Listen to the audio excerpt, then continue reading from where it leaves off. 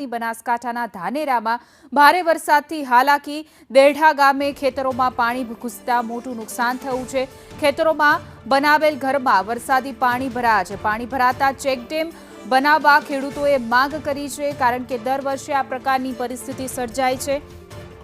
ખેતરોમાં આખા ખેતરો પાણીથી તરબોળ બની ગયા છે, કારણ કે જે રીતે અવિરત વરસાદ વરસ્યો ત્યારબાદ ખેતરો છે જળમગ્ન થાય છે। દેઢા ગામના આ દ્રશ્યો કે જ્યાં ગોઠણસભા પાણી વહેતા થયા છે, ખેડૂતોના પાકને મોટું પ્રમાણમાં નુકસાન થવાની પણ ભીતિ સેવાઈ રહી છે।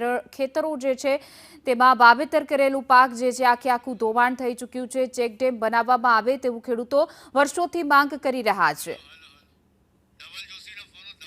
વધુ વિગતો સાથે અમારા સંવાદદાતા ધવલ જોશી જોડાઈ ગયા છે। જી ધવલ, ખેતરો આખા પાણીથી તરબોળ થયા છે અને ગામજનો છે તે ચેકડેમ બનાવવાની માંગ કરી રહ્યા છે। ચોક્કસથી વાત કરવામાં આવે તો બનાસકાંઠા જિલ્લામાં બારે મેઘ ખાંગા જેવી સ્થિતિ જે છે સર્જાઈ છે। મોડી રાતથી જ મેઘો છે તે મુશળધાર બન્યો છે।